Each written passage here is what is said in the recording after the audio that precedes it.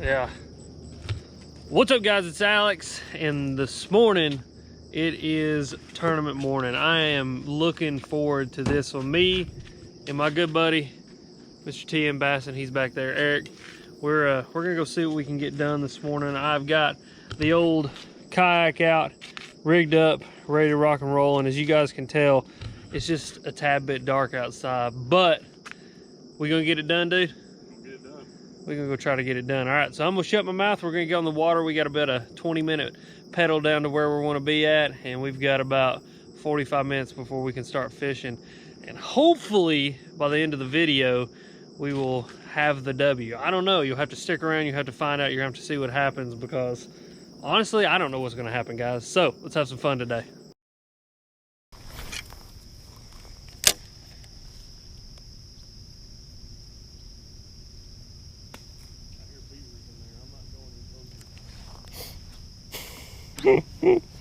There he is. There he is. There you go. Dead sticking it, dude. Dead sticking it. Don't come up. Don't do that. Hey, Eric, he's got like 3 with him, bro. Get over here. Did you break off? Yeah, bud. Yeah, bud. Show me who's boss. Lord of mercy. I said, Lord of mercy, fish. Calm yourself. No?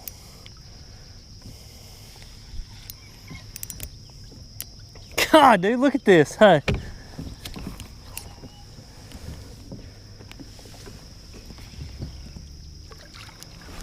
I think it's a freaking smallmouth, dude. Nope, this is a good largemouth.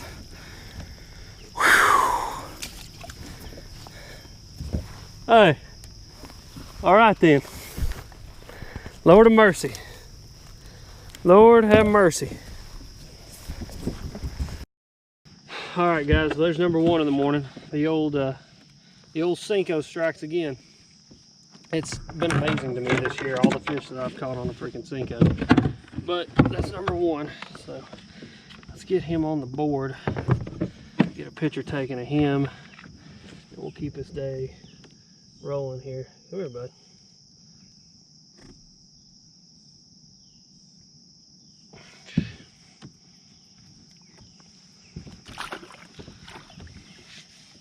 Ain't gonna jump ship just yet.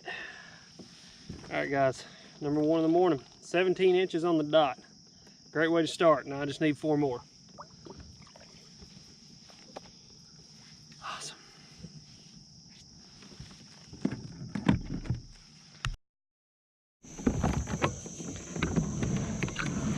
Well, guys, I'm on the struggle bus this morning. I'm not really sure what's going on.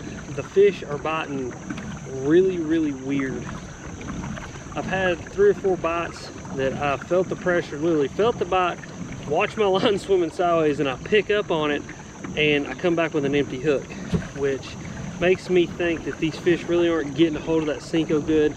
They're just kind of grabbing it and running sideways with it.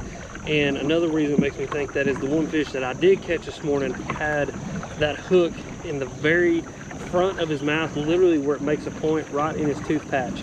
I mean, that thing was barely hooked, which makes me think they're just eating this Cinco kind of weird. And I don't really know why.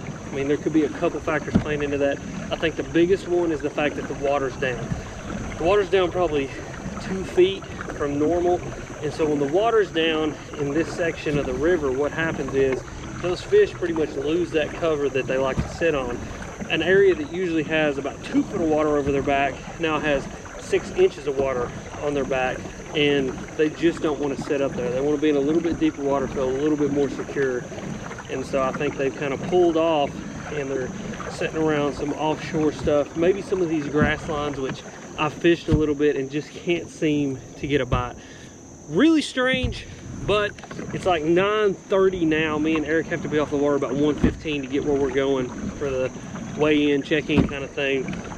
So we're gonna stay after it, guys. You never give up, because any one point could be the place that you stop on and fill out your limit, and you may fill out your limit with big ones. So I'm gonna keep on tossing the Cinco around. That's what I caught that first one on this morning, just black Cinco, 5-inch Gary Yamamoto Cinco and a little bitty 1/0 wacky rig hook, 7-foot medium G-Rock Game Changer, Lew's Mach 2 300 speed spin, and some 15-pound braid to a 7-pound leader. And that has kind of been my juice in the kayak this year. It's been really strange. It's been the year of finesse. It's been the year of, you know, throwing those baits that don't put a lot of pressure on a bass. Not really power fishing, but slowing down and kind of picking apart areas. But hey, it's kind of stuff that makes you a better angler. And I always say you want to be a lifelong learner, and this year I've definitely learned the power of finesse.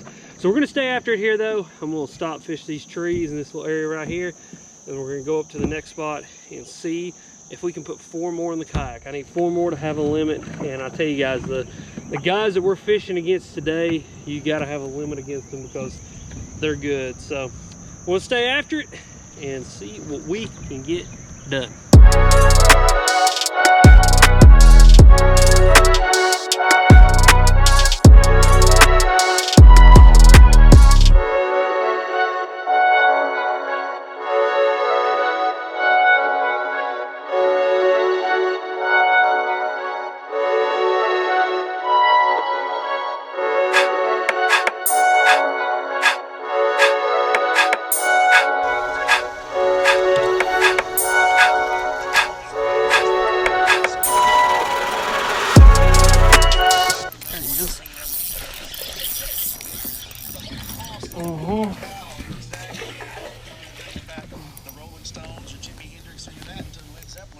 This is one of those movies that have a special spot for westerns because it always reminds me of my childhood and being a kid. And this is one of those ones I just love this feat. Well, it's funny you say that is because language. Top 3 of my movies are all movies from when I was a kid. Yeah, it's like that time solidified means more to me now. I agree. Yeah. My number 2 is. Well, it was not for lack of trying. I had the second fish hook. That was a really, really good quality fish. I'd probably say I'm gonna be conservative and say 3 to 4 pound range, but I know these fish up here in their build, and that one was built like a really, really good one, probably 4 to 5 pound range, really. But I don't know, guys. There was a bunch stacked up under that tree too, about the same class of fish, probably 3 or 4 pounds. There's like 3 of them right there together. It's just been a strange day, that's for sure. I don't know if it has to do with the water being down or what it is, but these fish are just kind of hanging out in pods and kind of grouping together by size. Me and Eric have both seen a couple pods of fish, and they just kind of cruise around. You know, you throw something at them, even like that really subtle wacky rig, skip it way past them, bring it back to them, and they just don't care that it's even there. Not really sure what that's about. We're not on a full moon, so they're not feeding it not super hard right now.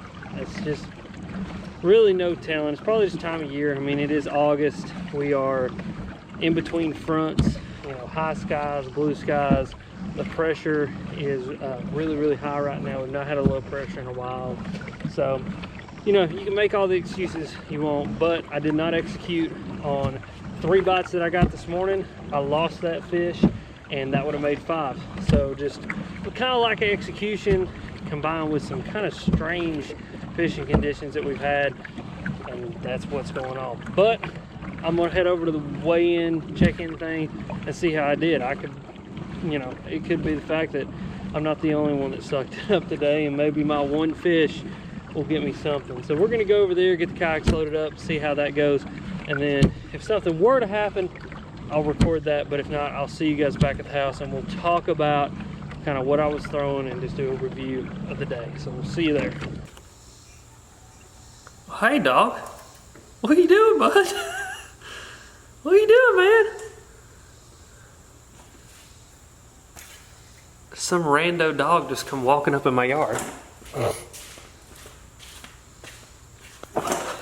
Okay, that's the most random thing that's happened to me in 2 weeks. I mean, he literally just come walking around the corner, and I guess I scared him when I said something to him. Just some rando dog. But Lord of mercy, here we are. It's a couple days after the tournament. The reason for that is when I got off the water, I was focused on 2 things, eating ribs and taking a nap, and both of those things happened, and I enjoyed them immensely. But here we are. It's a few days after, like I said, but I thought we'd still go back, review what happened, kind of you know, what I focused on, what I caught my fish on, and kind of talk about why you should never give up in a kayak tournament. And that's what we're going to start with. Number one, never give up. Never give up! Ah! Never give up when you're fishing a tournament, because any one fish could be the one, or any one spot could be the spot that you feel at your limit. And in this tournament, I come in 4th out of 11 guys, which I would have come in 2nd with the other fish that I had hooked. The reason I know that is because the guy come in 3rd, he had 1 fish that was slightly bigger than mine, and then the guy that came in 2nd had 2 fish, and only, I think one of his was like a 12-incher, maybe a 13-incher, and obviously you guys saw that one I had hooked was a really good fish. So never give up. You never know when you're going to be in the money. You never know, you know, if you could win with just 1 fish. You know, just awesome experience overall. It's kind of starting to give me a little more confidence, I feel like I can actually go out and win one of these tournaments now, and that's kind of my mindset. At the beginning it was, I'm here to compete and learn. Now it's I'm here to compete and try to win, just because I feel like I'm getting a little bit better at kayak tournament fishing. So fun, fun, fun. Never give up, that's for sure.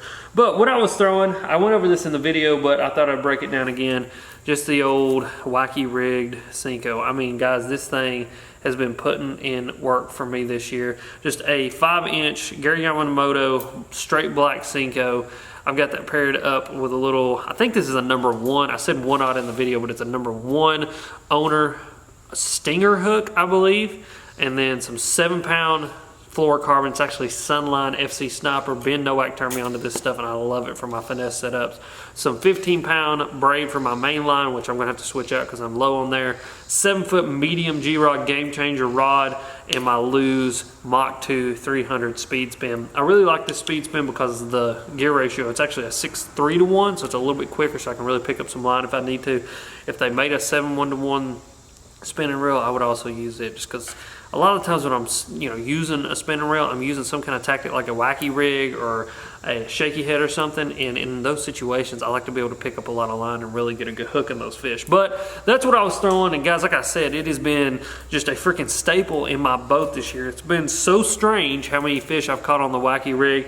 A lot of those fish have been in the kayak, which I think those two things kind of mesh together. Finesse fishing and kayaks kind of just mesh together and form kind of a perfect union, because when you're finesse fishing in a kayak, number 1, you can get a hook and a fish a lot easier. Number 2, it's a lot easier to fight them because of the drag on this thing. You can really let them run you around, and it's just a lot easier to throw, to skip, to just the functionality of spinning gear and finesse fishing in a kayak kind of go hand in hand with kayak fishing.